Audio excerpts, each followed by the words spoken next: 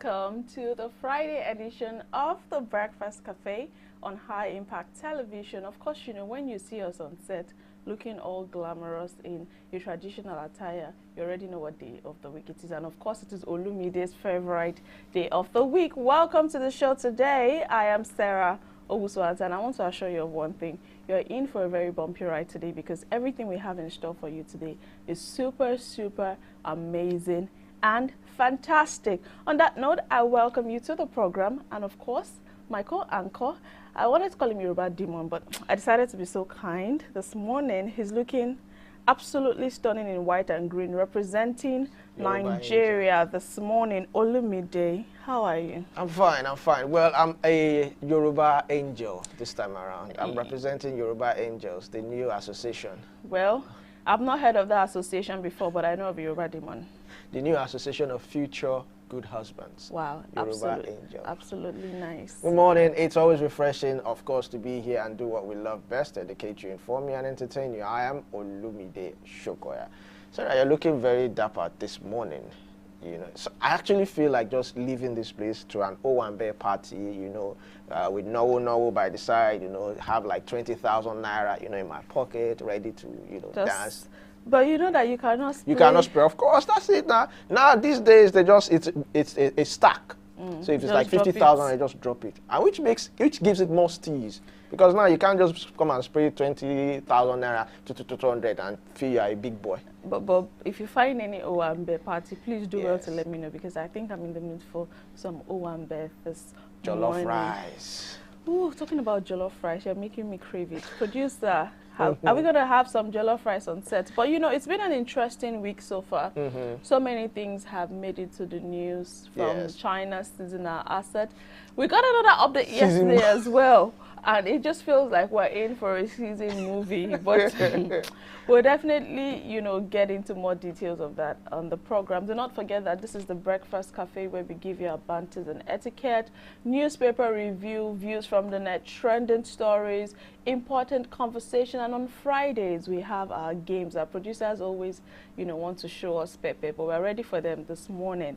And on that note, we say let us kick off with our banters and etiquettes this morning.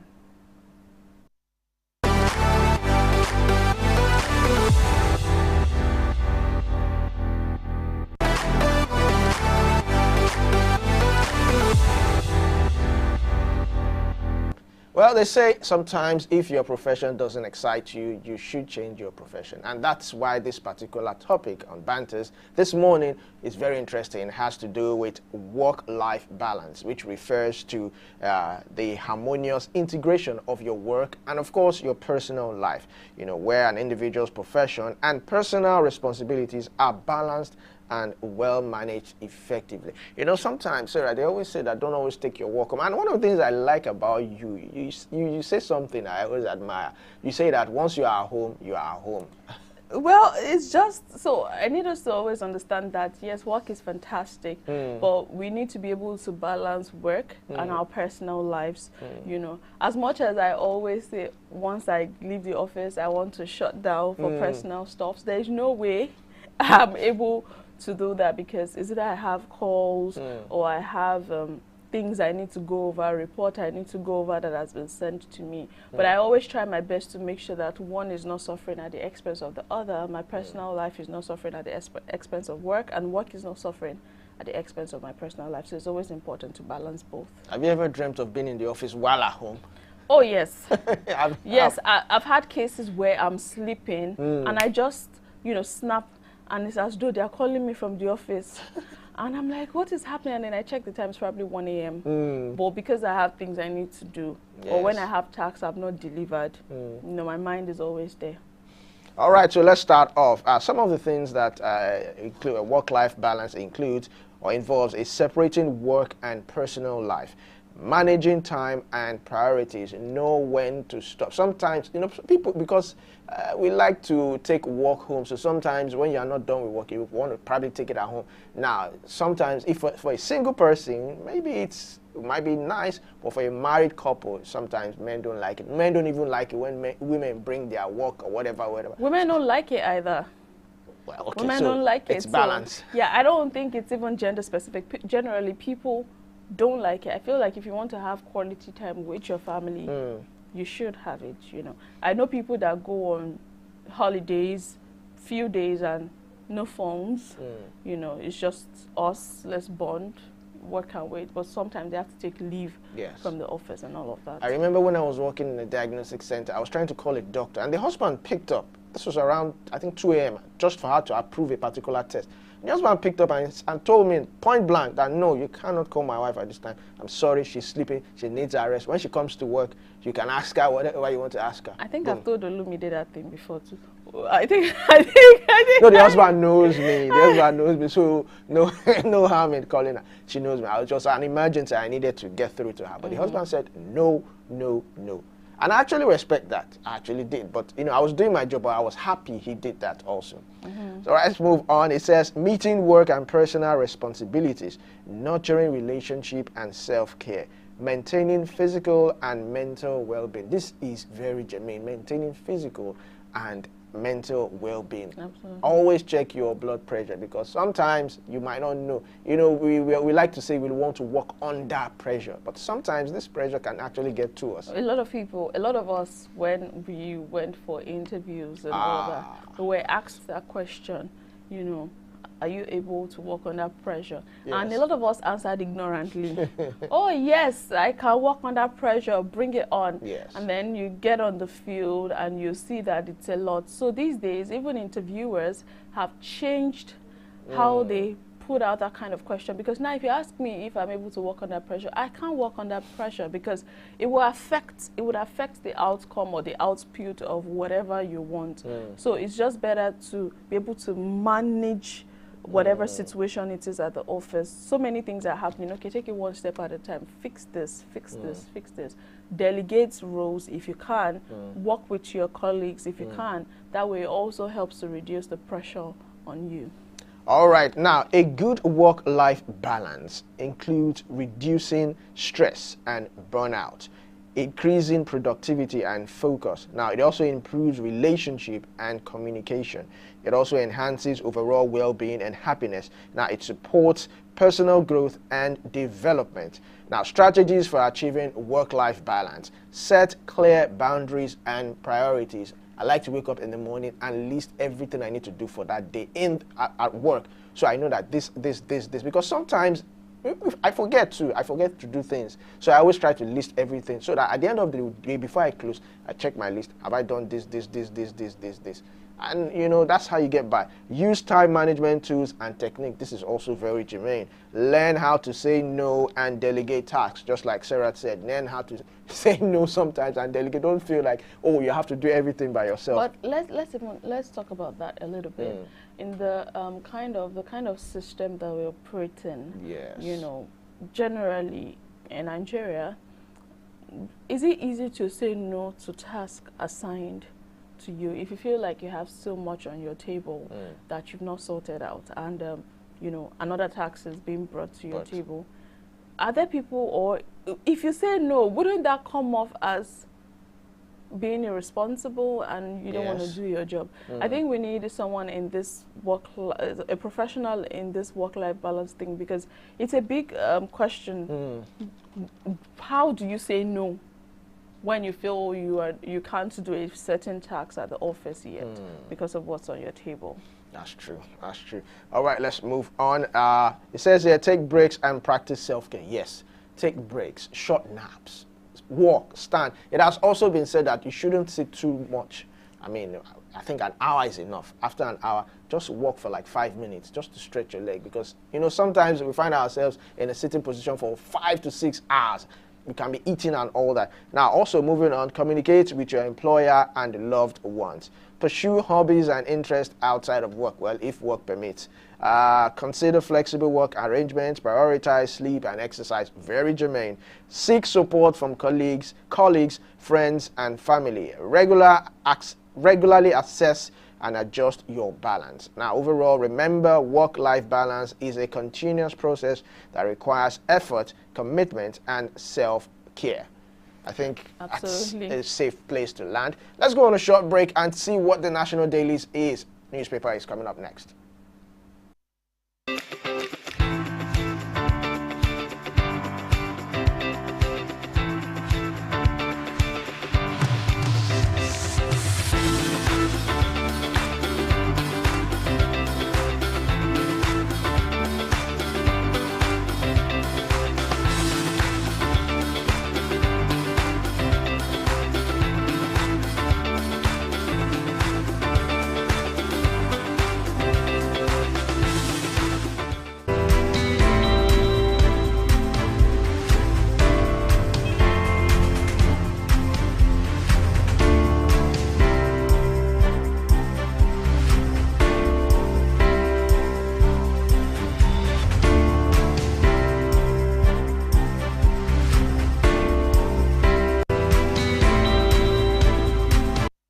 Welcome back to another segment on the Breakfast Cafe, which is the newspaper review. What we do here is we take a look at stories trending on the front pages of the national dailies, which are the Punch, the Guardian, the Vanguard, and the Daily Trust. And in the course of the show, on this segment, we have a guest to analyze some of these headlines, and you can also be a part of the conversation. You want to contribute to any of the stories trending on the papers this morning, or you want to bring us up to speed with any situation going on around you, do also call us 0812-182-0151. The number to call. The phone lines are open. But let's kick off this morning with the Punch newspaper.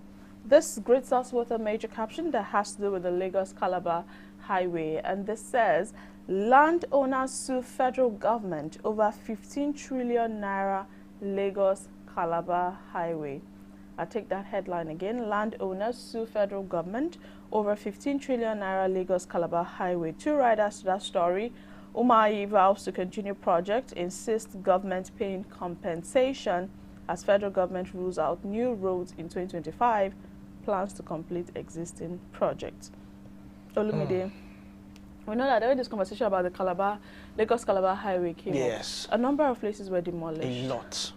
If we're going to talk about the number of benches, if I could use that word, that were demolished during this, only to later hear that it's being diverted. Yes. I was very disturbed. A lot of people lost their properties. And you're talking about compensation. How much compensation is enough compensation for people that have lost their land, their properties, their buildings, and they later find out that that's not even the routes that you want to use for the Lagos-Calabar highway. I think that's what, if I use borrow that slang, mauses me. How would you say you want to start a project, and along the line you discover that, oh, this is not where, like much of the complaints analysts and experts have said is now our government failed to plan. So how do you fail to plan to plan? Like, it's quite funny, but that's where we are. Let's see how this turns out. Well, you get more details on page 2 of the Punch newspaper this morning. Just above the nameplate, we have this one that says, Dangote refinery begins petrol production test run. Fingers crossed. Page 22, we hope we don't hear cases of sabotage, as we've been hearing in the past few weeks, Beside that story, President Bola Ahmed Tinubu cut short France trip, swears in CJN today. That's on page 7. NNPC directors' expenses jumped by 214%. That's according to reports, and we can see the picture of Mele Kyari just today. You want to get more details, it's on page 21. Talking about the Edo governorship polls that we are gearing up for, Labour Party denies APC alliance and 1.6 billion naira offer. You get details on page 7, and also beneath that story, APC campaign built on lies, says the People's Democratic Party. That's a page 30 read, talking about the Edo governorship polls. It's politics. It's politics again. These things are bound to come up. It's a normal thing. That's why in politics, they say there's no friend, there's no foe. Because you might see two politicians bickering, having a back and forth just before elections, and fast forward to maybe a few months after the elections, they're shaking hands, dining together. There was a picture of Atiku, Ribadu, and at a wedding. I think it was an introduction of Atiku's daughter. I was telling Vivian also that, look, this is how these people are. They sit, they relax. They're just cool with each other. But politics will always come first. So that's it. But let's move on very quickly. 3 more stories on the Punch newspaper. Minister writes Finance Ministry over SANU and NASU with health salaries. This is coming just as ASU is also threatening to embark on an industrial action. It's a strike season. Saying that the federal government did not reach their own side of, did not met up with their own part of the agreement. Very disturbing. But that's on page 29. Beside that, 6 NSAS protesters freed after 4 years detention. You ask yourself, what exactly, and this is just 6 out of the number of protesters that have been detained. And I hope that that's what this End Bad Governance lawyers are also fighting for, because some protesters were also detained during this End Bad Governance, and they've not been, their case is supposed to be heard today. We hope that we don't see any form of adjournment, and we don't come back 4 years later and say End Bad Governance protests are held in 2024. Some protesters are still in detention. I think this is part of the reason why people are discouraged from protesting, because I'm not sure. I mean, if you are going for a protest these days, tell your parents that I'm going for a protest in case you don't see me. Parents don't even, most parents Yes. they don't even want to hear their children talk about protest. You know, I recall this protest, my mom actually called me. Are you sure? Because it's not as if they don't want things to get better. Yes. But the history that we have in regards to protests is not something they want to experience. Some people never find their loved ones anymore. Yes, you're right about that. So, but lastly, on the Punch newspaper this morning, bandits kill 13 Niger farmers, allege leaked information. I take that headline again. Bandits kill 13 Niger farmers, allege leaked information. These are some of the things that are actually affecting our food security as well. I thought the military sent troops. We read that report and they were showing us that farmers can go back to farms. Well, this is what we have on page 11, Punch newspaper, and that wraps it up for the Punch this morning. All right, quickly, let's move on to the Vanguard newspaper this morning. Just like Sarah read on the Punch newspaper, it starts with End Bad Governance, release detained protesters now. This is coming from Anaye Kon, Arewa Youth, and CSOs. It's on page 5 of the Vanguard newspaper. Let me see if I can take just some of the writers to that story. It says, arraign or release protesters before August 25th or face legal action. Falana tells federal government, says adequate notice must be given to suspect to enable them contact the Nigerian Bar Association, their families for defense. Resolve to defend cases filed against protest by 2 states. I think let's quickly move on. We have a lot to cover on the Vanguard newspaper here. Just above the masthead, it says Nigeria's trade surplus rises 145% to $8.26 billion. It's good when we hear this kind of increase, but we don't seeing it reflect on the economy is another different topic on its own. Just below that, we have State House 2025 budget will be on actual requirement. This is coming from the presidency. I'll take that again. State House 2025 budget will be on actual requirement. This is coming from president. I think this has to do with so much reactions towards the presidential bill and some of the things that the expenses that the presidency has had in recent times. Now, beside that, rather, pay rise. Nigerian Bar Association asks judges to revive public trust. I think this is good because we've heard that the judiciary's salaries have been increased by 300%. 300%. So we should even expect speedy trials. I mean, we shouldn't be expecting 6 or 1 year or 3 years. We should be expecting speedy trials. It has been said way back when I was growing up that the judiciary is the poor man or the ordinary man's last hope. I think we need to revive that trust back. Absolutely. All right, moving on, we have Ajaro's police summon. Obi cautions federal government as New Pen puts oil workers on red alert. I know the NLC have also threatened that they might shut down the economy upon Ajaro's detention and all that. But I feel, Ajaro should just try as much as possible to cooperate with the police and get this thing out of the way. The police, I think they just have a few questions and interrogations, in regards to some of the charges in court that they are throwing out there. So we'll see how that pans out eventually. All right, moving on. Let's see. We have just 2 or 3 more stories here. It says here, federal government mulls differential tariffs to stimulate demand. This is coming from the Power Minister Adelabu himself. That's on page 20 of the Vanguard newspaper. And lastly, on the sports section, 2024 Paralympics, Team Nigeria arrive in Paris. Promise podium performance. Please do us proud. Please revive our hope, revive our trust in our Nigerian team. I think they're trying their best, and it can be better anyways. It can be better. Yes, we have. It's a call out that give us something to finally rejoice about throughout this whole Paralympic or Olympics tournament. But I think that's all we have right now coming from the Vanguard newspaper. Do not forget to be a part of the conversation. 0812-182-01 5 first number to come. We move swiftly to the Guardian newspaper this morning. And on the front page of the Guardian newspaper, we're talking about insurgency in the northeast, a very disturbing situation, I must say. Thousands in dire straits as supports dry up in border towns. We can see an infographics of humanitarian funding and IDP camps. Even water isn't running from the pipe, from the tap. Very disturbing. We'll get into the details with our guest, but it's on Big Stories page. Big Story pages 4 and 5, Guardian newspaper this morning. Don't destroy People's Democratic Party, Dele Momodu warns as party's crisis worsens. Details, page 6, Guardian newspaper.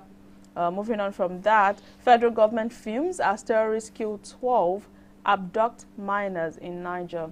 We need to go move past the level of fuming or just condemning the act. These days, terrorism, insecurity, insurgency, I don't want to say it's starting to seem like the order of the day, but it's very disturbing when every day we have to come here and if we're not talking about kidnapping, insurgency, people don't even feel safe. You know, I wanted to go somewhere last week and I needed to be there as early as 6 a.m. And because I really don't like driving when it's very dark.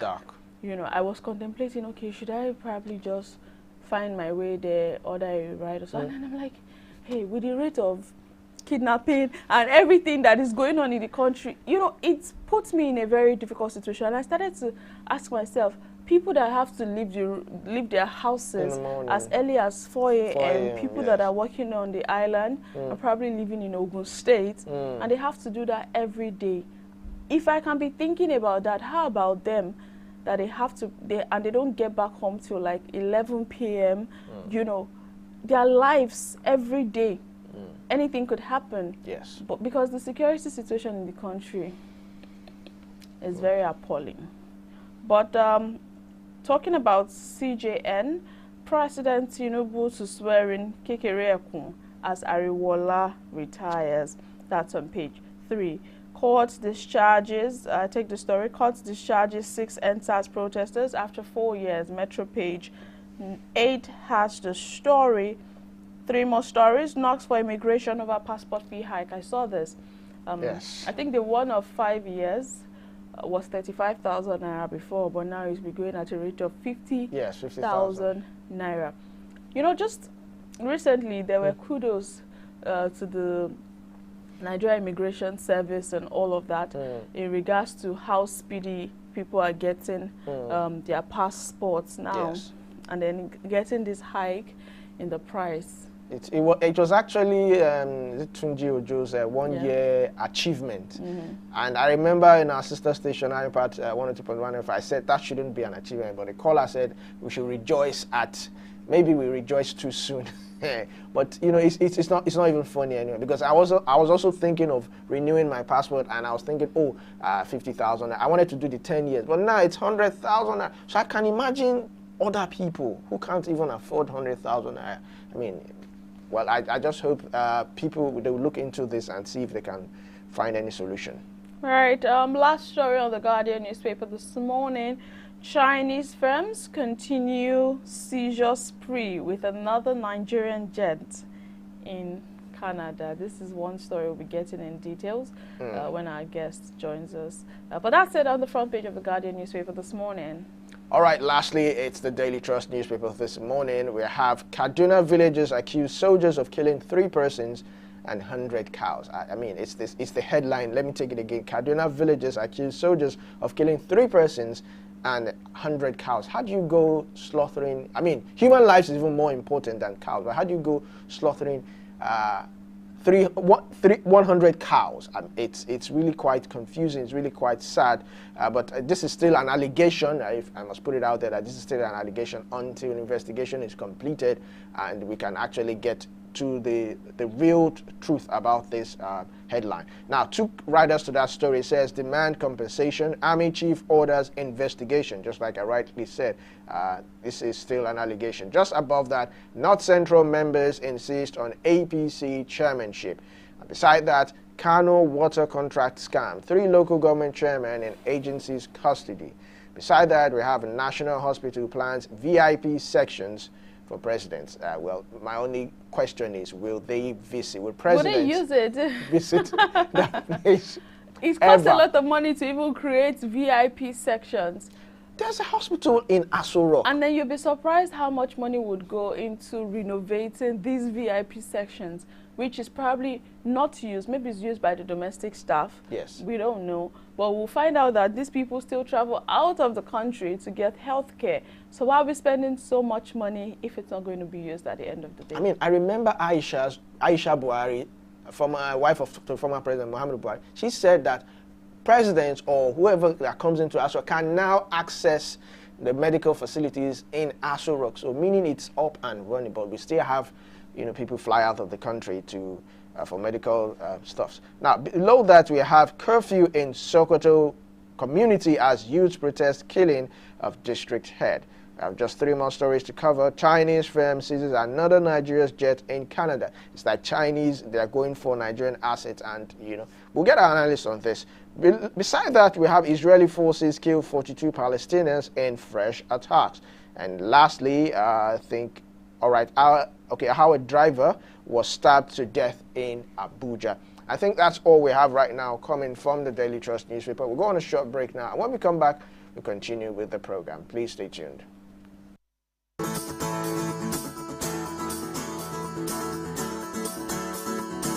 Myopic, myopic, myopic.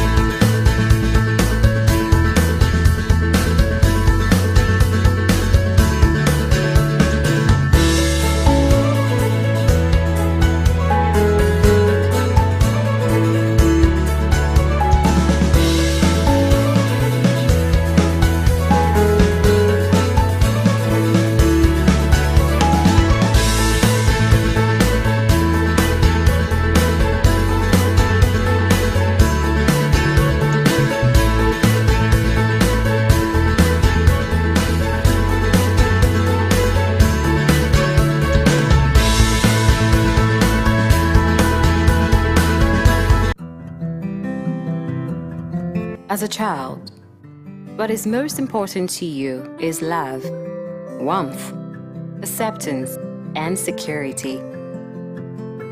But as you grow, there is a paradigm shift in the way you approach life. The interest you lose in some things, you pick in other things. Sometimes, the road is smooth. Other times, it is rough. Every step of the way comes with a new hurdle to scale. You win some, you lose some. You laugh hard, you cry hard, but at the end, you look back with a fulfilling smile and say, "What a ride." High Impact Television equips you with what you need every step of the way.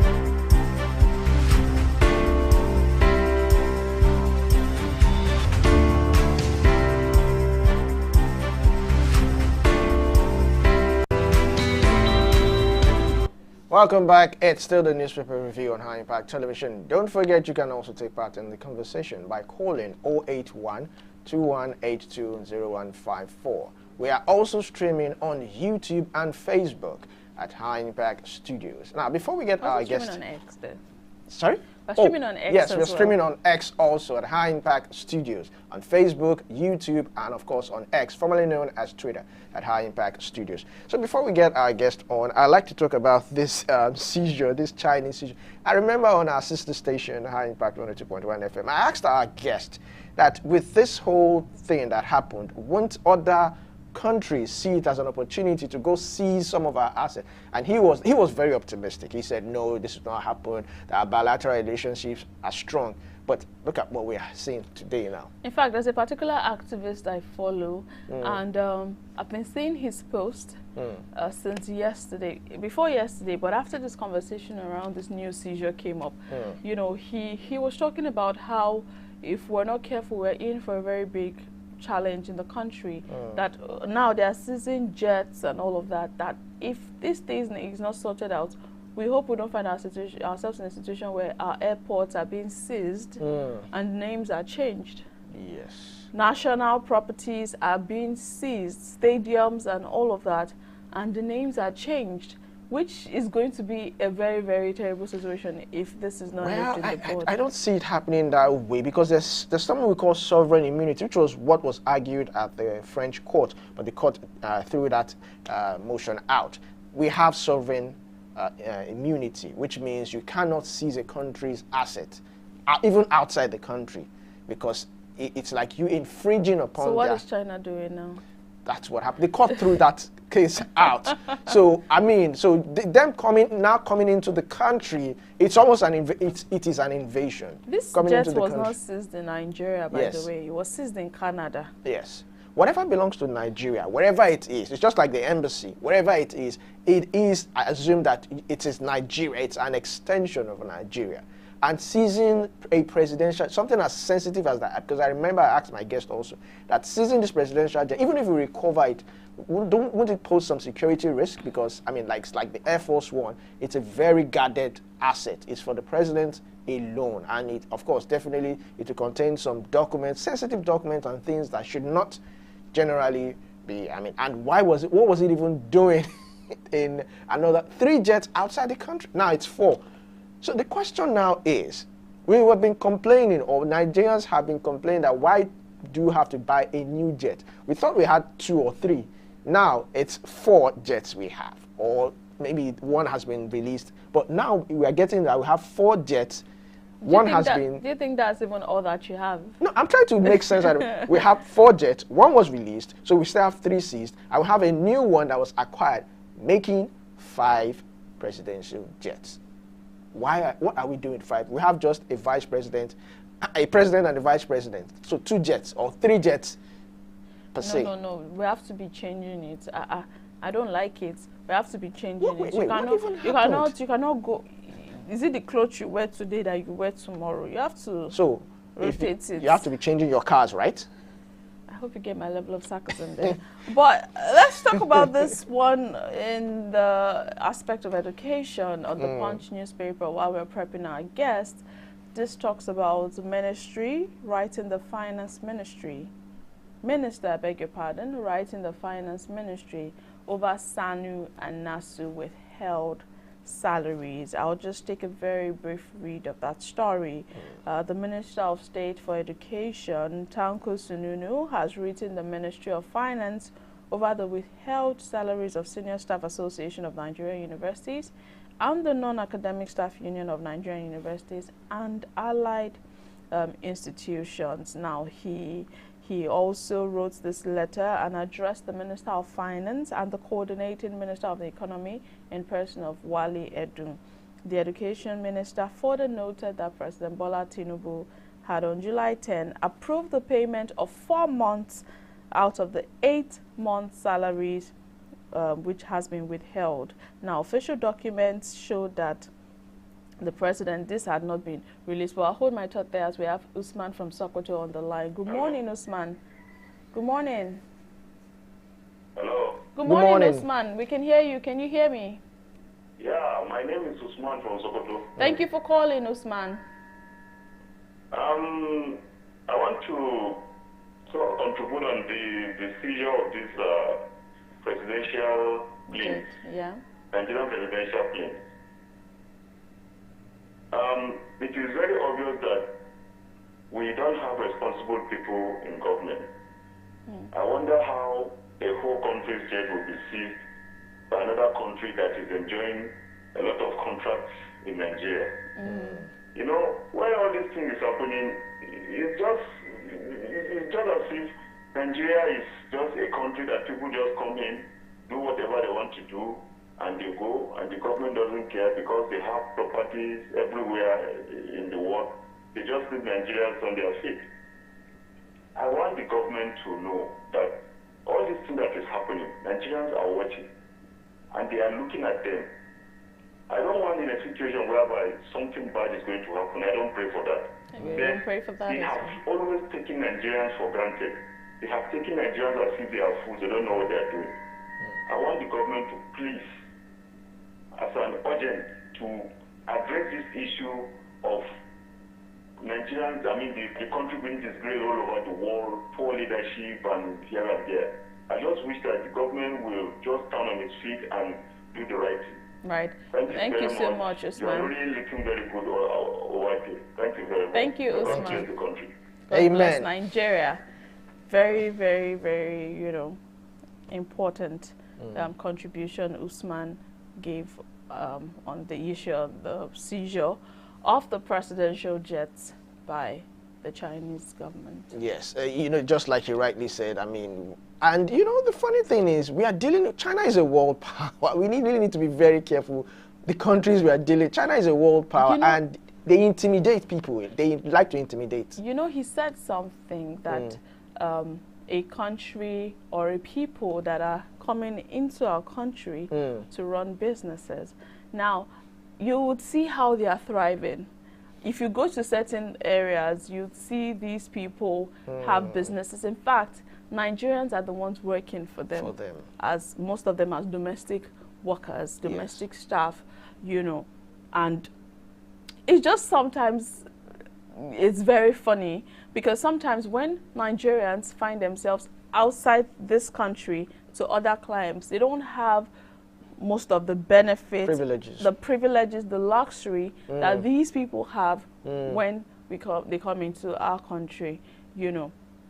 You go to the airport or what have you, they're giving preferential treatment, but when you find yourself in that space, it doesn't work that way. But we have Honorable Larry Jaji, who is our guest this morning, joining us virtually to analyze some of the stories on the papers. Good morning, Honorable Jaji. Thank you for joining us on the program.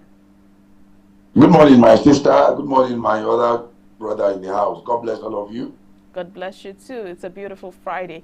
And just before you came on, we were talking about the seizure of another presidential jet, and we had Usman from Sokoto also call us to contribute on this issue.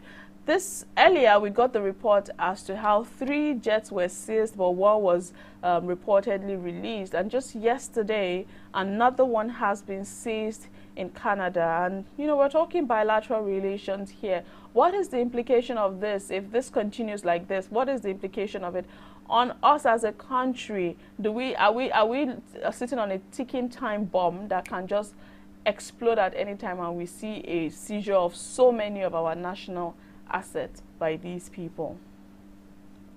Well, it is quite unfortunate. I think some people are just out there to want to ridicule, this government. I mean, because this seizure here, seizure there is becoming and unbecoming. I mean, I think we need to be very careful. We need to really go back to drawing board and strategize.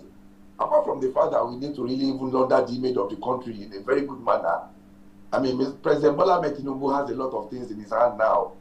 We just need to prevent getting ourselves involved in anything that can tarnish the image of the country. Now, it is now the order of the day that if you want to deal with Nigeria, continue to seize their assets. I mean, what is all this? But I'm sure, very soon everything will, come into shape. Because this is a signal that, apart from the fact that the majority of us too, both the leaders and the led, have not done very well in terms of image making for this country, I think we all need to be very careful. But I'm sure it's something that we have to resolve, because if care is not taken, we cannot continue to have a kind of, being a kind of loggerhead with all these countries. It's not very healthy at all. But I'm sure something better will be done very soon. All right, just two questions quickly. The first one is, how does this affect our sovereign immunity? Because planes, embassies, and all that, they are an extension of Nigeria itself. And secondly, it's a bonus question. In your own thoughts, I don't know whether you might have access to this information, just how many jets, presidential jets, do we have in Nigeria? Because we're getting reports now, and this makes it the 4th jet, and not to talk of the 5th new presidential jet. So just how many jets do you think Nigeria has? Well, actually, I might not be able to answer that question because, I'm not fully aware of the number of jets that we have. But I just know that Nigeria is not a poor country. I'm sure, we have, let me guess, I think somebody was telling me around 7 or thereabout. And to go back to your first question, it's really going to really affect us. And, our sovereignty is going to be really affected. But, if I were to be the president of the country, I think I have to tread softly, because things that are happening now has never been happening before. Nigeria has not been so much ridiculed the way it is being ridiculed now, because I call this ridicule because in a situation where you can just want to embarrass a country, a giant of Africa, for that matter, it's not something that really... Honorable Jaji, I would like to interrupt you for a bit. You keep saying ridicule. I'm sure you know that the Chinese firm did not just do this because they wanted to. There's been some sort of, conversation and agreement. So are you saying that Nigeria, for example, if someone needs to service a debt to you and probably time is going, wouldn't you take certain actions to get your money back? Isn't that what we're seeing happening now? Because you keep tagging it as a form of ridicule. Yes, I agree with you. But I want to tell you, my sister, if I'm owing you money and you happen to be my very good friend, there are better ways of, telling me or asking me to please pay your money without going to this extent, without going to the extreme. Are you getting what I'm saying? Because the truth of the matter is, even if at the end of the day this is settled, there is likability and probability of us still coming together, having a kind of bilateral relation, having a kind of diplomatic relation, having to even do business together. But in a situation where you have gone to the extent, to the extreme, if I'm not careful, I might want to, probably disengage myself from you totally, because I don't see you as my friend who can want to listen to me, even if I have done something wrong, or even if I've gone overboard or things like that. That is the way I'm thinking. But I'm sure the president that I have, Bola Ahmed Tinubu, he's an highly cerebral personality. Honorable Jaji, sorry to cut you short again. So let me a follow-up question. If you were in the Chinese government shoes, how would you have proceeded? I would have proceeded thinking about our relationship before, thinking our relationship presently, thinking of our future relationship. I would have asked probably for a situation or a kind of, a roundtable conference of how do we do this, what do we do? And I'm sure, those people that are in terms of affairs who want to listen to me. I will have explored all necessary angles of wanting to retrieve my money back, because I know we are still going to do a lot of things together. And if that doesn't work? And then I might go to this extreme. Right. So you don't blame the Chinese government for doing what they did? No, I'm not blaming them. I'm not blaming them now. Okay. Thank you. That's a safe place to land. But it's also important to know that the jets are not the only things that have been seized. According to the reports that we have, Zhongjiang has also confiscated several Nigerian assets overseas, including 2 properties in Liverpool, a Falcon 7X in Paris, a Boeing 737. It shows that Nigeria has a lot of things. But I would like us to, I just needed to put that out there. Let's move our attention away from that for a bit, talking about our justice system, our justice procedure as a country. This morning we have it that 6 EndSARS protesters have regained freedom. 6 NSAS protesters have regained freedom after 4 years. I would like to, you know, just get your perspective on our process of obtaining justice or serving out justice. If we're going to connect it with the End Bad Governance protest that took place on the 1st of August, a couple of protesters have been detained without any charge yet. Let's get your perspective on that. But we see that you're also trying to call us. Callers are trying to call in. Please do well to keep trying. We'll definitely take your call. Dr. Honorable Jaji, over to you. Well, thank you very much, my sister. Well, our justice system is somehow.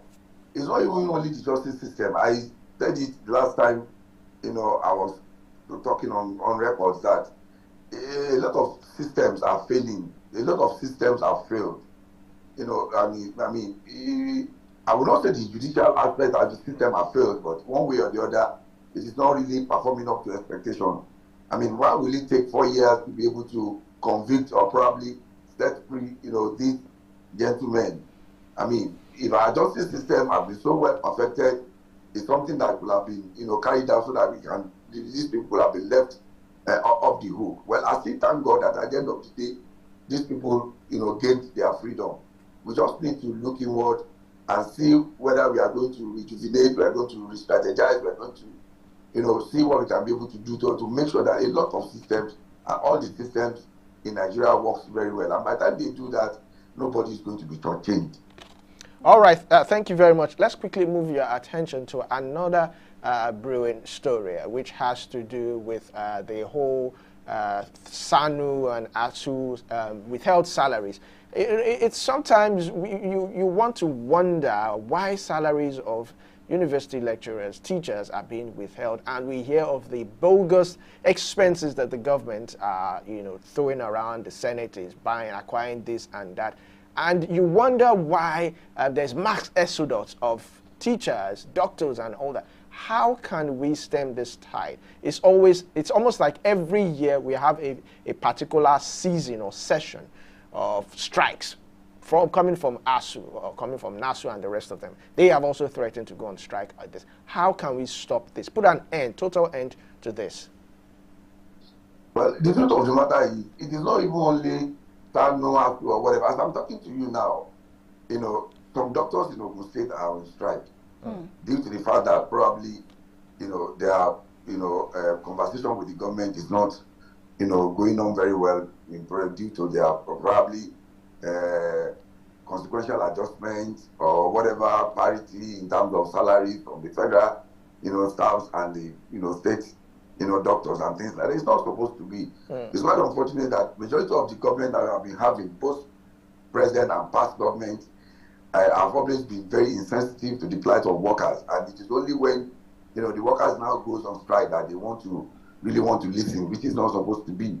You know, by the time you put into consideration a lot of, you know, largesse, a lot of, you know, enjoyment, a lot of, you know, things that, you know, people in the executive, in the legislative, even in the judicial are really enjoying. You'll be wondering, I mean, what is happening to ordinary, you know, members of the civil service? I mean, what is wrong? And it's not supposed to be, you know, I mean, how can you want to be owing people that depends and have, you know, family that are depending on them and things like that?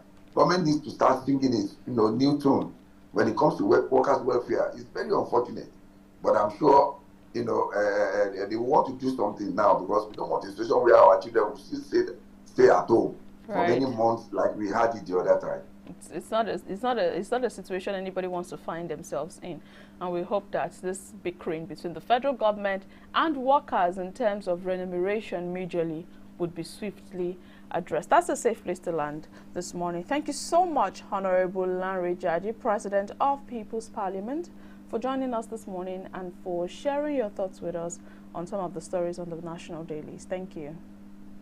My pleasure. Enjoy the rest of your day. Thanks. Right. You know, just imagine a situation where I'm not scared to send my children or my child to a federal university because I know 4 years will be 4 years. But these days, even students don't want to go. They'll tell you, oh, my friends are going to private universities, they'll be done in 4 years. I might end up using 6 years because of the kind of system we run. ASU can wake up over an issue with the federal government, and at the end of the day, the Yeah. students are the ones that feel the impact. You know, I remember the last born in our family, we tried to persuade him to go to a private school, and he said, no, I want to go to the Almighty University of Ibadan. I want to go and study engineering. I want to do my mom tried, and, you know, I won't say he's regretting it, but He learned the hard they say way. experience sometimes is the best teacher. You know, I didn't get to experience industrial action throughout my BSc Wow. program. I went to a school. It was not a private school, Yes. but they were not under ASU. Wow. At the time, I was in school. Okay. 2 years after I finished school, they joined ASU. So the sad thing was when I had to further my degree, get an MSc, I went to a school that was under ASU, and I learned the hard way. That was when they embarked on an 8-month strike. I remember we paid a whole session rent, and he never set foot in that It place. got to me. It was from February 14 to October. I felt it. We're supposed to have almost finished a session in that 8 months, and you know, it stalled. So I can imagine if students, imagine you have to go through that process 2 times in your academic calendar or 3 times. It's quite a lot. And talking about the seizure of the you know, he kept saying Ridicule. That's the word. ridicule, and I'm like, okay, I don't see it from that angle, Yes, but I don't. that's Dr. Honorable Judge's perspective. But that's it on this segment of the program, the Breakfast Cafe. This is the newspaper review. We'll take a break. When we're back, we'll move into another segment called Views from the Net. You want to keep your phones very close by because we know you'll be calling us. Do well, so stay tuned. We'll be back in a moment. Bad production can kill a great content idea. Do you want to have a photo shoot, audio production, or do you need a professional voiceover artist? Do you simply want unmatched cinematography, video production, or just event coverage, such as weddings, birthdays, or burials? Or do you need a space for meetings or conferences? All these are possible with High Impact Studios. Don't bring down your creativity, let's help you take it high. And out of this world with our state-of-the-art equipment and first-class studio space. We give you the quality you deserve at the best rate. For more details, call 0706 393 5694 or 0915 958 1881. High Impact Studios, the future. This season on The Muse. Retinue. We walked the halls of creativity, You know, people always judge by appearances. traveled through books, As I pay for my pounded yam and foriro with goat meat stew and 1 king size ogufe, now to chop the food remain. we made art, What? Oh my God! and danced with the muses.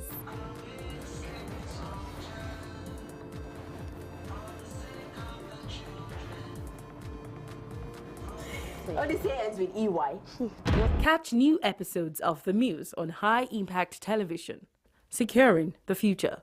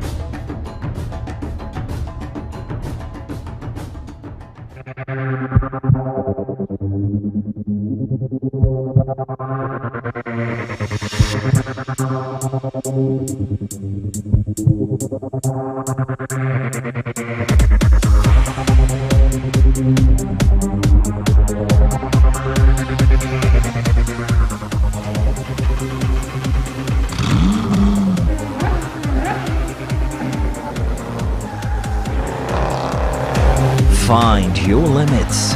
Go go-karting. High Impact Planet. Fun just got real.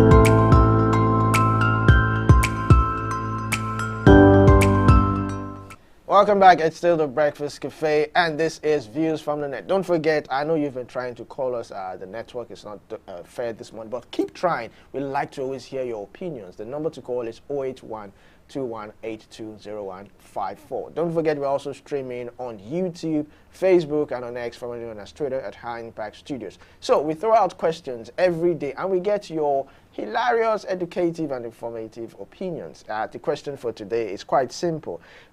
What is the best line to end an argument? I think for me, I think it's okay, I agree. That's me. Because I don't like to stress myself too much. Once I'm arguing, I feel I'm not getting through. Okay, no wahala. I agree. Right. What's yours? Well, most times I just say whatever works for you. And the funny thing is, most times when I say that, the other person gets offended. But I'm like, we've been dragging this thing for how long? Nobody wants, whatever works for you. Or just do what you want. When I do what you want, whatever works for you. I've lost interest in it. All right, let's start off. Let's take this one. This is Inoma from Lagos. She says, I think we both made our points clear. Let's agree to respect each other's opinions and move forward with love and understanding. This one is very kind. This is couple goals. This is even episode 2. No, she's understanding. Yeah, I get. But most times if I want to end an argument and it's fine, whatever works for you. So do what you want. And that's it, you know. But let us know your own thoughts. Do well to call us. 0812-182-0154 is the number to call. What is the best line to end an argument? Whether with a friend, a lover, a colleague, family members, whomever it is, what is the best line to end an argument? If you have different responses for different people too, I actually have different responses for different people. How I'll end an argument with my friend is different from how I'll end an argument with a family member or a lover. You know, they're not the same thing for me. I don't know about. Yes, you're right about. For me, if it's a relationship, I'll just be quiet.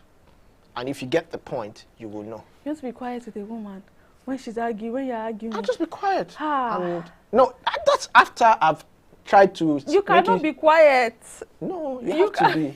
You know, in relationship, in fact, it's better if she's right than you are right. You know, happy marriage, happy life. Right. Well, like I said, we also call us 0812-182-0154. Let's quickly take Chidi from Abuja. Chidi says, I realized he would end an argument this way. I realize we see things differently, but that's what makes life interesting. Let's focus on finding common ground and learning from each other. Okay. Motivational speakers here. Honestly. It's quite interesting. Now, we have this one. This is Adaora from Port Harcourt. I understand we disagree, but let's not let this argument come between us. We are stronger together than we are apart. Oh, quite so cute. So cute. I like this. So mindful. I think if I'm in a heated argument and someone says this to me, I think I will calm down. Like I said, for me, it works differently with whomever I'm having an argument with, you know. You will calm down, but your body will still come up again. Right. But let's take Kofi from Ibadan. Kofi says, I think we've said all we need to say. Let's take a step back, calm down, and revisit this conversation when we are both level-headed. When will that be? Because if both parties are not agreeing, then they are both not level-headed. You know, I realized over time that most times, especially women like to talk about it now. We're arguing, we must resolve it now. We must deal with it now. But most times men, after a while, they want to take a step back. They don't want to talk anymore. And that infuriates the woman more because she's still talking and you're like, I don't want to say anything. I just want to take a step back. And when I'm calmer, but when will you be calm? Next day, 2 days time, 3 days time, are you going to give the silent treatment till you get yourself together? And even if it's your friend, a friend that you're so close, you talk to every time, you have an argument, one person wants to just cool off. You don't want to cool off, you want to deal with it now. And then there's this sort of rift and a back and forth. That's why you see people say, you know what, I can't do this anymore. I just want to walk out. I want to take a walk. I want to clear my head and all of that. Well, let's take this one. This is John from Yabatek. He says, I know we are both strong-willed and determined. He says, but I believe it's essential to balance our convictions with humility. Humility in argument, well, and openness. Let's create space for constructive dialogue, ask questions, and seek to understand each other's reasoning. That's where true growth and progress happens. John, would you say all these things just to end an argument? Like, I'm a bit lost. Okay, so maybe people did not really get because what we're saying is, what is that one line? We're having an argument and I just want to end it. I'll just tell you it's fine. Do what you want. It's okay. I agree. Like, you are right. You are right. You are right. You are very right. Let's just move on. Let's progress. Honestly, all this episode to end an argument. For me, I could even be sarcastic. I could be like, oh, you know what? I realized that you're actually right. And I stop there. I would just say do what you want or do what works for you. That's it. When I'm already exhausted, that's after I've expended all my energy arguing. Because I will not just say that at the beginning, no. After I've tried to make my point, we've spoken, we've dragged, no, yes, no, it's left, it's right. When I answer that, there's no way out again. That's why I feel keeping quiet is better. But guess what? Even when I say do what you want, after a while, some hours, we'll still come back. We'll still come back and start that conversation again because it has actually not been resolved. Yeah, it hasn't. And it's not nice to leave things floating without resolving it. You're but right. This is Zainab from Kano State, and Zainab says, I know we are both passionate about this, but let's not forget to listen to each other's perspectives. That's where true understanding begins. The people that are sending responses today, they are very mindful. What's this word that is trending now? Demure. Very demure. They are very cutesy, with their responses this morning. All right, this is Emmanuel from Benin City. I believe we can disagree without being disagreeable. I'm trying to, it's quite confusing. We can disagree without being disagreeable. Well, let's keep the conversation civil and respectful. Are you going, you may say civil. What? Just to what extent? Like, I'm trying to understand people that are sending in these comments this morning. How come nobody is saying we will scatter everywhere? After we have scattered everywhere, we'll not say, in Yoruba. In English, that means go and do whatever you like. Yes. And just throw caution to the wind. Everybody this morning is very calm, very polite, very intentional. I like that to an extent, too. I also do. Right, this is Tolani from Jos. Tolani says, the way she'll end an argument, she'll just say this. I think we've made our point clear. Now let's focus on finding a solution that works for both of us. Tolani, that's a safe way to end the conversation. Let's not dwell on the problem. Let's move on. Let's move on with the solution. All right, I like this one. She is a motivational speaker. This is Bukola from Akure. She says, I understand we have different views. Let's not let that divide us. We are all in this together. I like that. Have you ever found yourself in a situation where that kind of statement even triggers more argument? No, yeah. You find yourself sometimes in a certain situation, you're trying to end an argument and the person's like, you know what, I know we are from different backgrounds. How you see life is different from how I see life. We have different perspectives. This is what you think of it, but so let's just settle this. And then another argument starts. No, how I see life, you have a problem with how you actually view life. And then you are like, no, I don't have a problem. I think you have a problem with how you view life. We have different childhood background. Or maybe there's a problem with your childhood. And then you just, another argument starts. Just say one line, it's fine, and move on. It's okay. Do what you want and proceed. Like just keep quiet. I think that's it. That's the best way. Just keep quiet and nod your head. People that push your buttons. If you meet people, I've met people that push my buttons. Even when I want to keep quiet. You know when you sort of have an injury and spirit, water, everything, not mistakenly puts pepper on it. That's how it feels. You're trying to calm down, but they're fueling your anger. But let's hear Imole from Badagry this morning. Thank you for calling, Imole. Good morning. How are you doing this morning? Very well, thank you. Thank you for calling.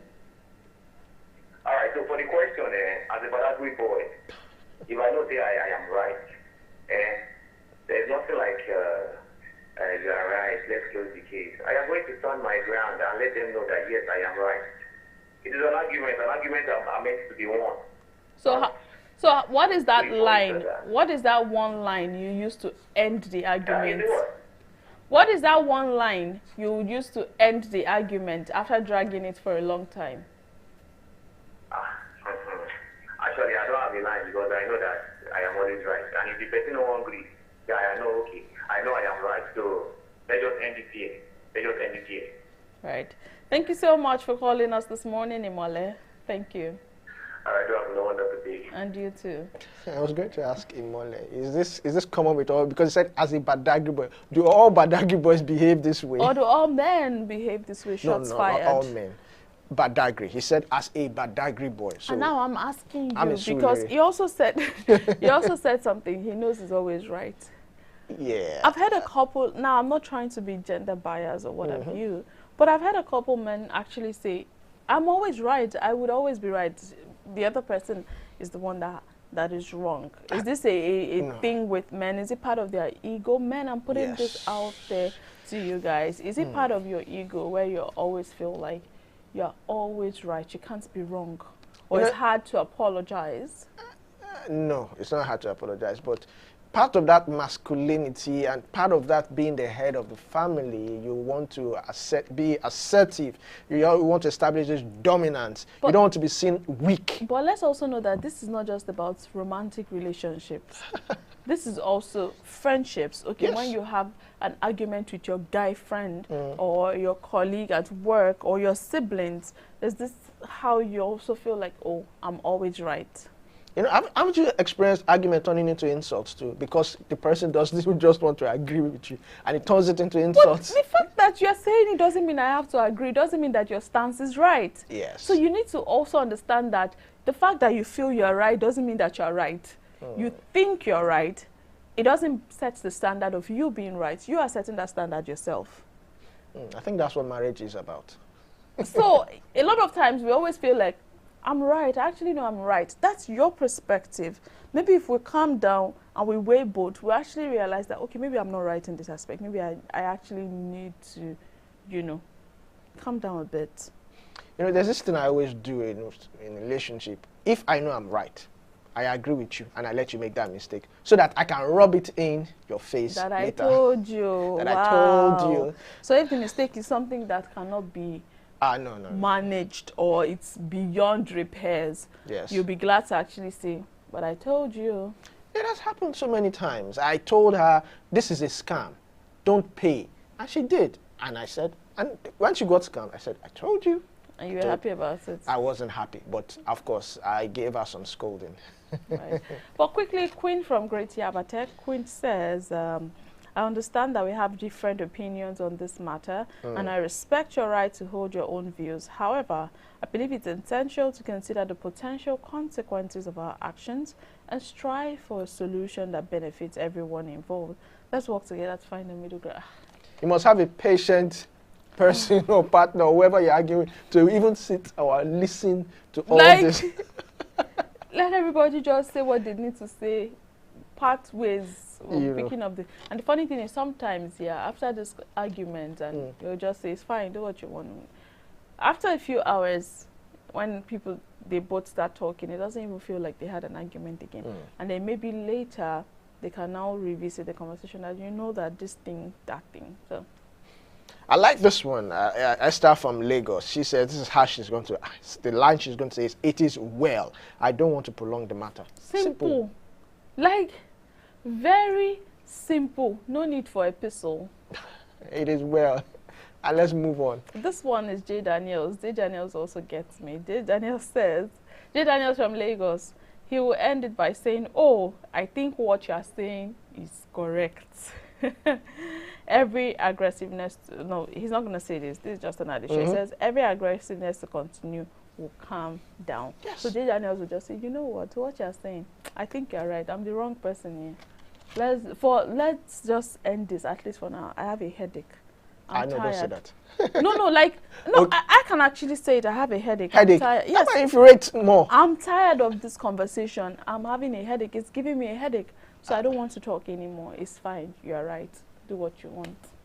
Well, if you put it that way, the person will know that you are not agreeing. You're just letting it slide. If I say it's fine, do you actually think I'm agreeing? If I say do what you want, do you actually think I'm agreeing? I'm just tired of the conversation. I just want to end it. I need to create more conversation. No, you're just saying it because, but I'm right. But you know I'm right. You know I'm right. And it continues like that. Then you plug your ears. I didn't say that.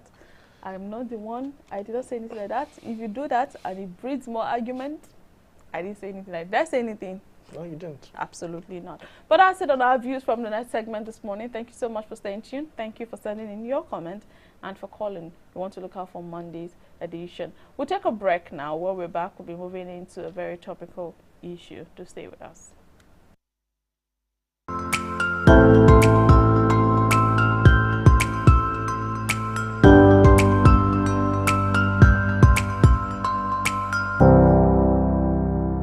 Something big is in town. Something powerful and majestic. A mammoth creation destined to become a legend by all who encounter it. High Impact Planet, Nigeria's biggest family theme park, with facilities designed for friends, families, or large groups under a relaxing atmosphere. Be welcomed by wowing displays of animatronics, thrill out with realistic arcade games, or enjoy a number of thrilling heart-racing park rides. Experience the 5D and 12D cinemas, and challenge your mates with bumper cars and go-kart races. Don't forget to slide into the ice rink, or simply take time out to enjoy a pizza at our delightful restaurant and dessert spot, or at the exquisite club lounge. High Impact Planet, 12 Lagos Ibadan Expressway, Ibafo, opposite MFM Prayer City. Visit high-impactplanet.com for details and inquiries. Fun just got real.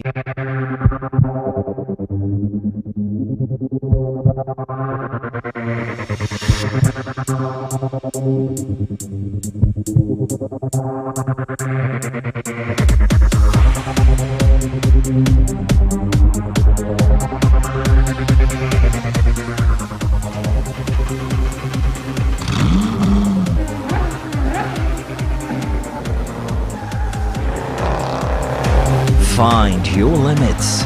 Go go-karting. High Impact Planet. Fun just got real.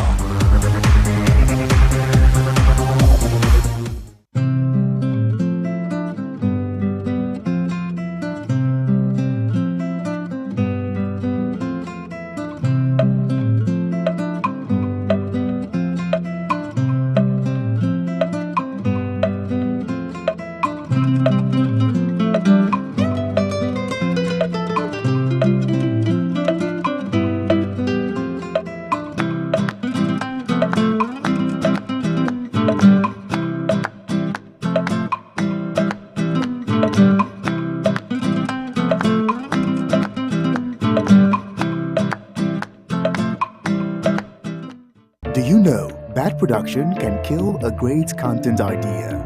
Do you want to have a photo shoot, audio production, or do you need a professional voiceover artist?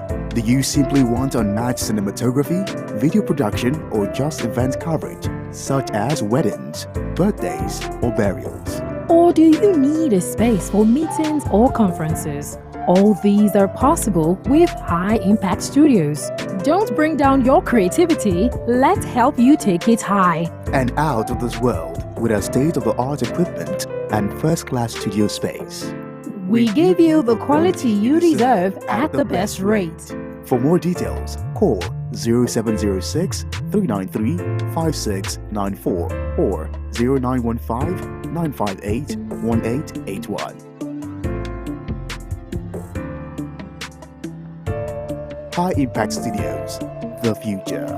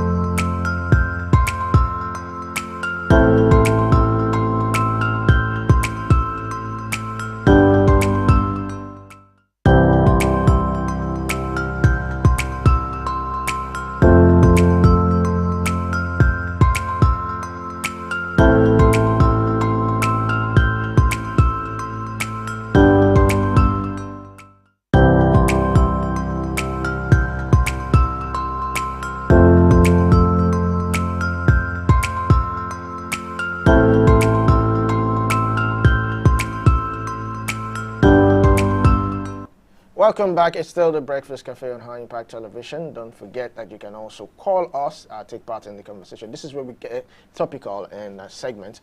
And of course, the phone lines are open. The phone line is open rather, 08121820154. It will also be displayed on your screen.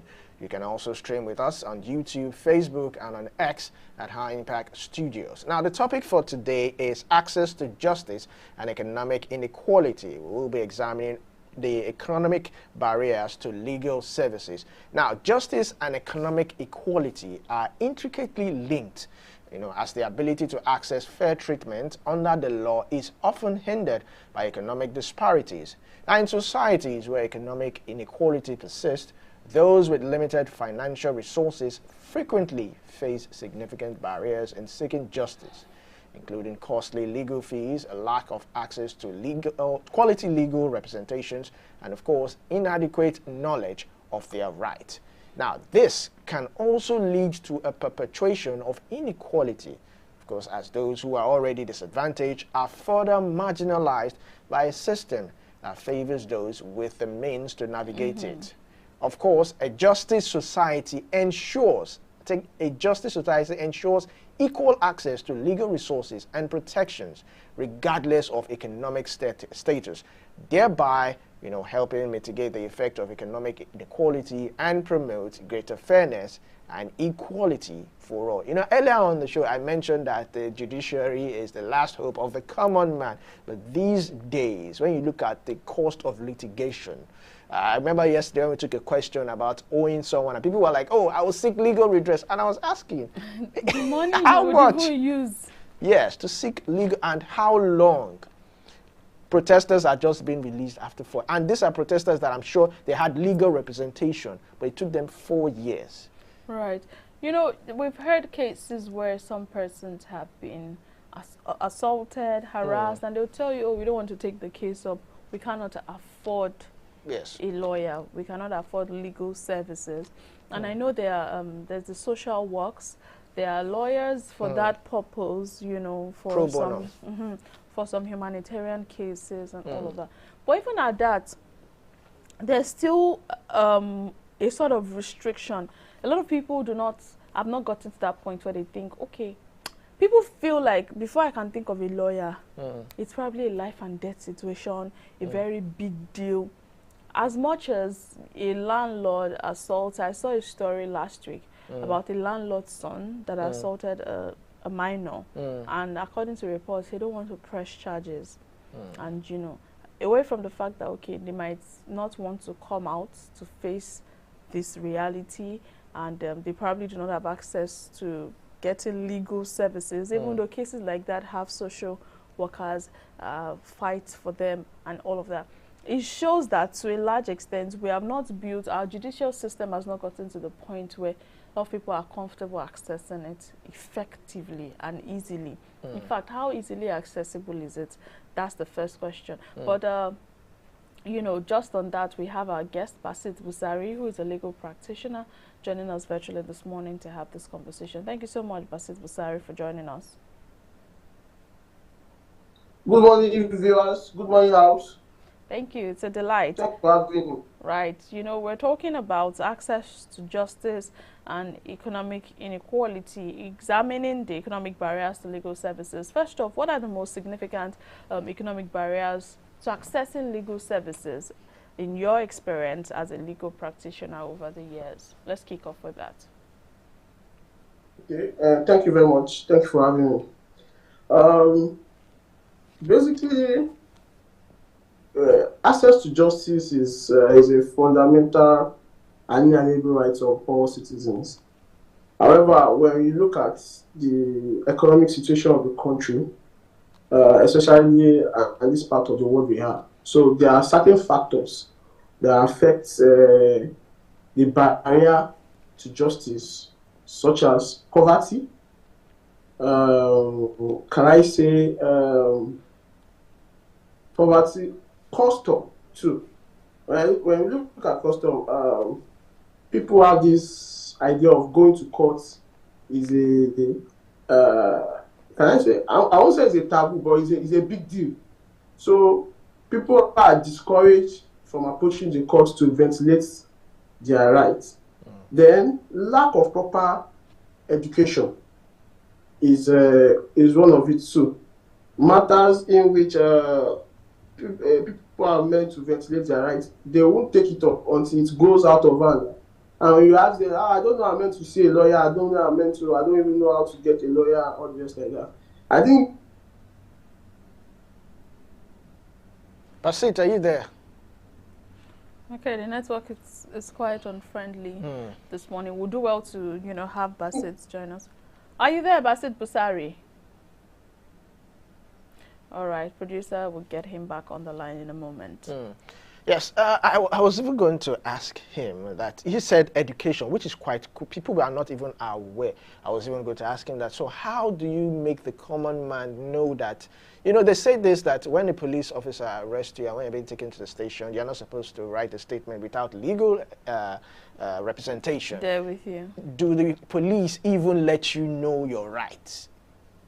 Because, you know, if you look at in movies, in Hollywood movies, when you see an arrest being made, the person is being read his right. You have the right to remain silent. You have the right to a lawyer, and if you cannot provide one will be provided for you. So they are actually reading him. But in Nigeria, no. I've seen cases where they actually read out the right, you know. But I think first off, as a person, you actually have to know your rights first off. That's the first thing. You have to know your right. Now you know that it's a police officer cannot just stop you and go through your phone. It has been stated that you know, if you're driving and you're not with your driver's license and you're stopped, you have 24 hours to produce your driver's license. You need to first understand your rights before even asking them to read up. So when you know it, it's easier for you to deal with it. But we have Basit Busari back on the line. Thank you for joining us again. Sorry about the network. Yeah, it's understandable. Please go on. Yes. So, economic status too is a determinant factor. When we look at it, the elites who have the money and who are well read don't take their rights for pleasure. They understand what it is to ventilate their rights, to approach the courts, to get justice. But at the lower cadre of especially people who are economically disadvantaged, even if you want to ventilate your rights, it is seen as if you cannot afford the services of a lawyer. So then you resort to God. You resort to God that we will leave God to solve everything. All right, thank you very much. Now, you mentioned something about people not being aware. So how can we create an environment of awareness? I mean, if you go on the street and ask people, how many people are even aware of the Constitution and what their rights are? So how can we bridge this gap, especially those who are, if I might say, the less privileged? Thank you very much. That duty is on all of us. Those of us who are lawyers, those of us who are lawyers, the media practitioners, even the government. That's why we have agencies like NOA. They are meant to educate the people about at least the basic rights they have. They are meant to know it. These are your fundamental rights. When the police approach you, you cannot be kept more than 24 hours or maximum of 48 hours without being charged to court. And all these basic rights, there are ways in which you can disseminate it down to the grassroots.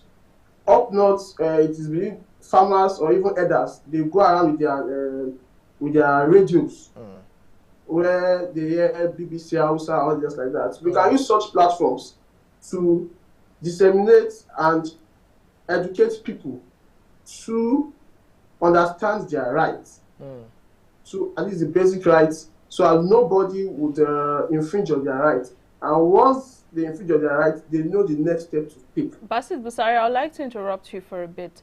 Now, you mentioned that, a follow-up question on that, at least one of the things is police is not supposed to hold you down for 48 hours without charging you. But it seems to be the opposite in Nigeria. I want to focus on Nigeria. If I would use the case of this last protesters and bad governors protesters that were detained from 1st to 2nd to 3rd of August and what have you, as at Wednesday, there have been reports that they've not even been charged, which is about 2-3 weeks after. So when we know our rights, but the people that are at the helm of affairs, or what, for lack of better words, the people that are supposed to help protect us are not going in line with what is stipulated, how then do we navigate through that? Because I know my right, but you're keeping me for over 2 weeks without charging me. Thank you very much. Like I said, if we all understand our basic rights, a lot will get better in our system, especially at the administration of justice system, which the police is a part of. The Constitution provides that when a person is arrested, especially when it's a bailable offense, when it's not a capital offense, you cannot keep the person for more than 24 hours, or in different cases, a maximum of 48 hours. Within that period, after that period, you must charge the person to court. This was envisaged by the drafters of our Constitution against a situation whereby we have arbitrary use of power, where people will just be detained without being prosecuted. Now, when that has happened, the law has also created a forum for you to enforce your fundamental rights, to protect yourself. That is why we have the fundamental right enforcement procedure in court. Not many people know that. And people will feel, oh, approaching a lawyer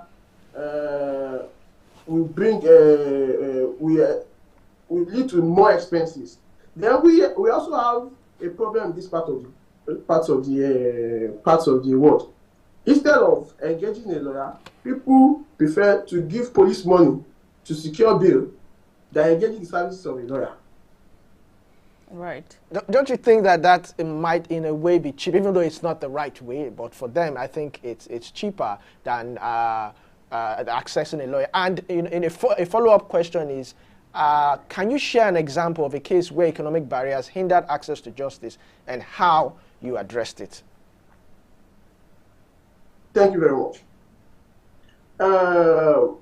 For instance, now. Let me start from the second one. For instance, now, a situation is this. For example, we have all these minor. Let me use tenancy matter for example. Okay.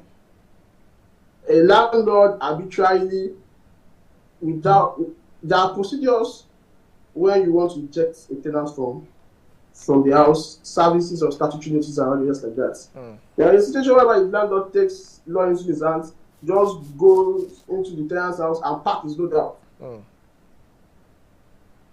The tenant has his right to protect. The law is there to protect him. Now, if he's a person of means, he will be able to do that by getting a lawyer or reporting to the police and maybe charging the landlord to court to prosecute him. But someone who is not of means will most likely say, okay, the money I have, let me go and use to get another place, instead of giving the little money I have to a lawyer to prosecute my case. Right. Because of our time, I'll just take you up on this last question that has to do with technology, right? What role do you think technology, has to play in increasing access to legal services for those that are economically disadvantaged? In about 1 minute. Yes. Thank you very much. Technology has a lot of role to play. For instance, now, with the generation we are coming of AI technology, those in the legal sector and those in the tech sector can come up with applications that can be used to educate the ordinary man on his rights. There's also in the justice sector at the court level. Technology can be used in making sure that cases are dispensed with faster. For instance, now, with technology now, we can do virtual court sessions. Instead of having to wait for everyone to converge in a room, we can do virtual court sessions, even if the person is not in the country or far off. Okay. Then, for instance, one of the problems we have that makes cases take a while in court, our judges have to write in longhand. They have to write in longhand. Technology can help through recorders. Record the whole session. The judge doesn't have to stress himself to write in longhand. So those kind of things would help in the speedy dispensation of justice. Okay. And which that in itself will encourage more people to approach the court. Because one of the things that discourages people from coming to court is that cases in court take a long time. All right. That's a very safe place to land, but we have to wrap up the conversation this morning because our time is fast spent. Thank you so much. We'll be sure to pick up this conversation some other time when the need arises. Thank you, Basit Busari, for joining us this morning. Thank you very much. I really appreciate it. Enjoy the rest of your day. You too. Right, we just had a conversation with Basit Busari, a legal practitioner, on accessing judicial systems and situations surrounding it. We'll take a break now. When we're back, we'll delve into another part, which is our games. But before our games, I think we should quickly take this before we, go into our game segment. Today, we'll be looking at something very, very interesting. Today is the 23rd of August, and it is the International Day for Remembrance of the Slave Trade and Abolition. That's August 23rd has been recognized as the International Day for Remembrance of the Slave Trade and its Abolition. Now, this day was designated by UNESCO to commemorate the uprising in Santo Domingo, now Haiti, and the Dominican Republic on the night of 22nd to 23rd of August 1971, which played a crucial role in the abolition of the transatlantic slave trade. Now, this date is significant because during the night of August 22nd to 23rd, 1791, on the island of Saint Dominic, now known as Haiti, an uprising began which set forth events which were a major factor in the abolition of the transatlantic slave trade. Now, this day serves as a reminder of the tragedy of the slave trade and honors those who fought against it, while also promoting reflection on the ongoing struggle against racism and other forms of intolerance. Yes, you have it. Today is the International Day for Remembrance of Slave Trade and Abolition. We hope you've learned one or two things in that regard as we commemorate this day. We'll take a break. We'll be back with our games. Let's see what our producers have in store for us.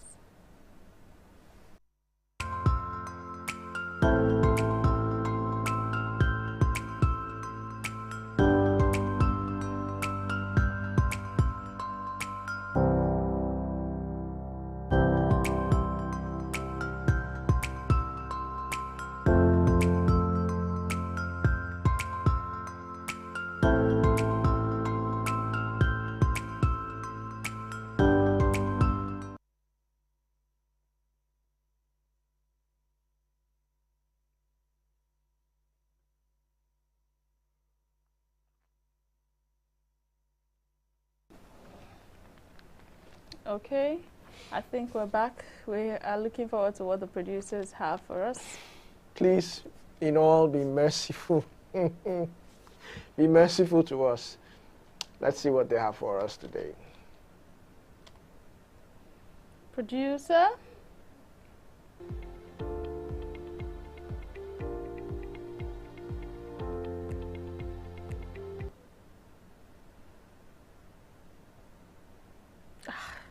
When last I go to... I think she'll be a dictator. Yes, no. A government led by a military ruler is a dictator. Because we can't even hear our producer. Okay, I think we need to take a very quick break. Yeah, let's take a quick break. We'll take a quick break. We'll be back shortly.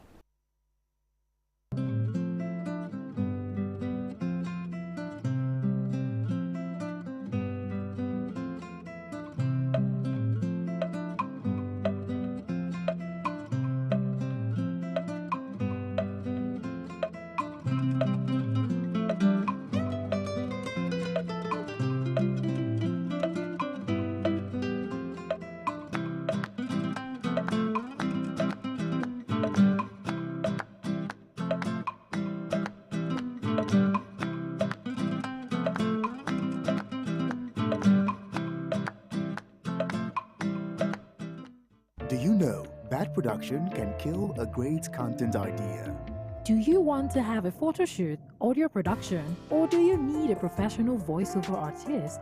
Do you simply want unmatched cinematography, video production, or just event coverage, such as weddings, birthdays, or burials? Or do you need a space for meetings or conferences? All these are possible with High Impact Studios. Don't bring down your creativity, let's help you take it high. And out of this world with our state-of-the-art equipment and first-class studio space. We give you the quality you deserve at the best rate. For more details, call 0706 393 5694 or 0915 958 1881. High Impact Studios, the future.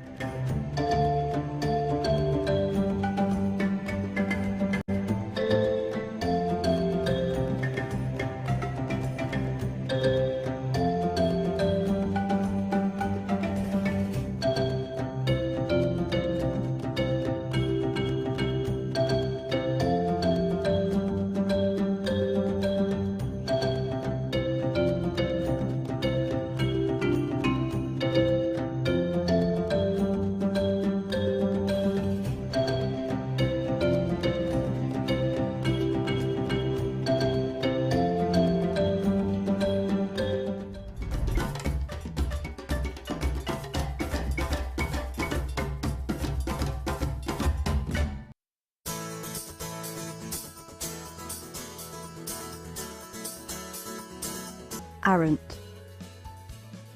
Aren't. Aren't.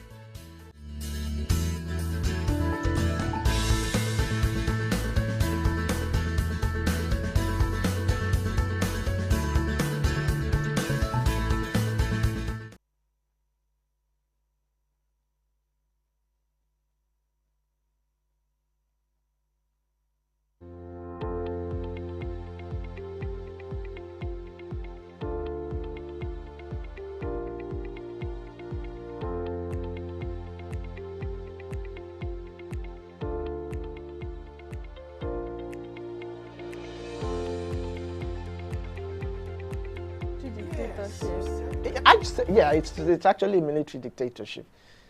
It's actually a military dictatorship. Well, let's see. I tried now. At least taking us back to school. Oh my days. I tried a bit. Let's see. Producer, don't forget, me and you were together. All right, let's see.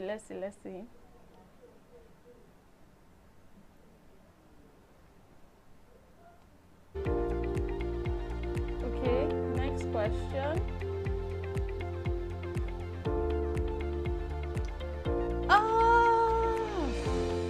I know this. Government controlled by. I know this. Religious. It's not aristocracy. Aristocracy. It's bureaucracy. I know it's something crazy. All right, let's see. Oh my days, that's fine. Government where a small group of people have. Why are you taking us back to government class like this? What is? Oligarchs. That was it all. Oligarchy. I don't like this. When Banana Republic. Anarchy. This should be anarchy. Or Banana Republic. I hope it's correct. When there's no anarchy. Cute. No, please. I tried a little. Well, at least I got half. Are we done? A person who loves to travel. That's a tourist now, or a globetrotter, or Sarah. Wanderlust. What? How are we supposed? Producer, we'll meet after this. Do I have any more questions? Well. Do I have any more? Who finds? Wait. A feminist. What? I'm just joking. No, you know when you know something, but yeah. Sapiosexual. When you know something, but this thing happens a lot. You're on the spot and you can't even figure it out. Yeah. A person who loves book, a bookworm, man. Have you? I don't know. Maybe not. Bibliophile. How will I know this? How will I know a bibliophile for? Oh, my days. No. A okay. Bibliophile. Okay, I know. All right, I've learned a new word. Any more? A person who introvert. I know it's not introvert, but a loner. Yes, it's actually a loner. Another name for introvert is loner. There should be synonyms. Yes, synonyms. There should be synonyms. Yes, it's actually a synonym. I disagree. There should be synonyms. What is this? A person who speaks several languages. A linguist. I hope so. I'm speechless. I'm not saying anything again. I think that's all right. This is too harsh now. How about? What's the person who avoids all? The person is anti-animal. No. Is it vegetarian? Vegan. It's the same thing now. It's the same thing. Please let us put this out there that these games are not a test of our intellect. Honestly, it's not. It's not. When we meet outside, away from this set, we can talk when we have enough time. But don't judge us by the games. This game can embarrass someone. But I think I tried. I think I got 2.5. I don't even know what I got. I don't think I got any. Producer, there's no gift for us. See, you're not motivating us. Yes, exactly. If there's a gift, I'll probably prepare for the next one. But don't worry, you've done today's one. We'll meet again next week if I'm on the show, by the way. But thank you. That was our game segment. I hope you learned. One of the exciting things about this segment is you also get to learn things. Polyglot. You know, the first thing that comes to my head. Bibliophile. Bibliophile. You know, sapiosexual. I know that, but it just escaped my head. But let's leave you with weather forecast.